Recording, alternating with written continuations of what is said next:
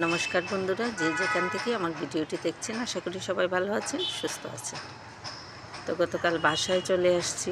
তো এর আগের দিনের রাতে মাসিকে দিয়ে এই যে চালগুলি জ্বালিয়েছি কিছু নিয়ে আসার জন্য। তো মাসি চাল ঝেড়ে দিবে, তারপরে অল্প কয়টা চাল নিয়ে আসবো, সবগুলি তো নিয়ে আসতে পারবো না। তো যেই যাবে মাঝে মাঝে নিজেই চাই আর অন্য কেউই চাক, তো একটু একটু করে নিয়ে আসতে হবে। আর এটা গতকাল সকালের ভিডিও, সকাল থেকেই শুরু করেছি। তো মাসি আজকে কি রান্না করে খাওয়াবে যাওয়ার সময় জানি না।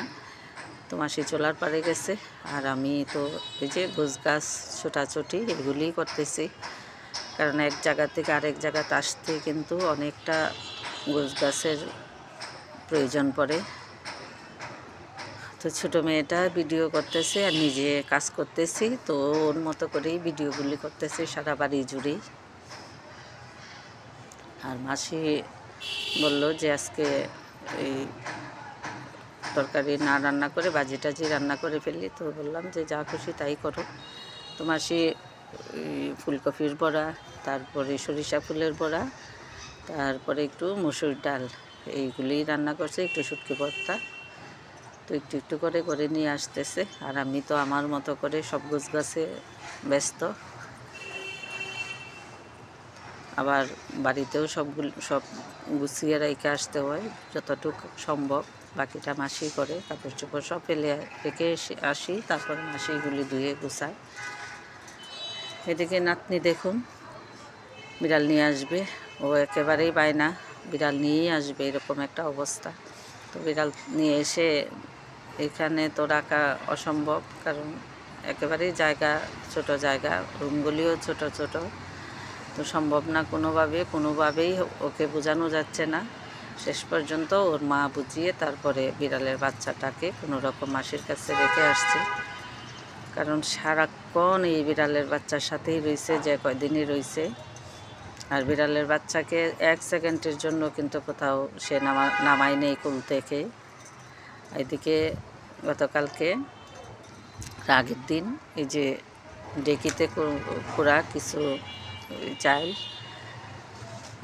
করাইছিলাম বাসায় আনার জন্য। তো এগুলি সকালবেলা ভাবলাম যে হয়তো 1-2 ঘন্টা রোদ লাগলে কিছুটা ঝরঝরা হবে, এই জন্য এটা ঘুম থেকে উঠেই দিয়ে দিলাম এই গুঁড়াগুলো শুকাচ্ছে, পরে ব্যাগে করে নিয়ে আসব। কিছু সুপারি এগুলি ছিল কোথায় জানি না, তো হঠাৎ করে খাটের নিচে উকি দিতেই দেখলাম সুপারিগুলো খুব একটা ভালো না, তো কেটে কেটে দিলাম। তো নাতনিটায় বের করে দিচ্ছে। এদিকে দেখুন মাসি কি সুন্দর করে বড়াগুলো বাজছে, বেগুন বড়া, তারপরে সরিষা ফুলের বড়া, কপির বড়া, মসুর ডাল, এটাই খেয়ে আসবো। নাতনি এদিকে স্নান করে রেডি হচ্ছে, যার যেটা চোখে পড়ছে ওটাই করছে। আর ওই নাতনিটা তো কেঁদে কেঁদে বাড়ি যাচ্ছে, আমরা চলে যাব, ওর মনটা অনেক খারাপ। ও স্কুলে চলে যাবে, এসে পাবে না, এই কষ্টটাই যে চলে আসছে বিদায় নিতে। তো বিদায় নিতে এদিকে আসছে, তো ঘর থেকে বেরোইতে হইতে চলে গেছে ওইদিকে। আমিও স্নানে যাব, কাপড় হাতে নিয়ে ওর হাতে 50টা টাকা দিলাম যে ও যেন কিছু খেয়ে ফেলে। আমার নাতনি আবার ওকে আগিয়ে দিয়ে আসতেছে। তো সব মিলিয়ে এক এক করে সবার খাওয়া দাওয়া হয়ে গেছে। মাসি এই যে ব্যাগগুলি আগিয়ে নিয়ে যাবে অটোর সামনে। প্রথমে অটো দিয়ে স্টেশনে আসব, তো অটোর থেকে নেমে তারপরে সিএনজিতে বাসায় চলে আসবো, 1.5 ঘন্টা সময় লাগে।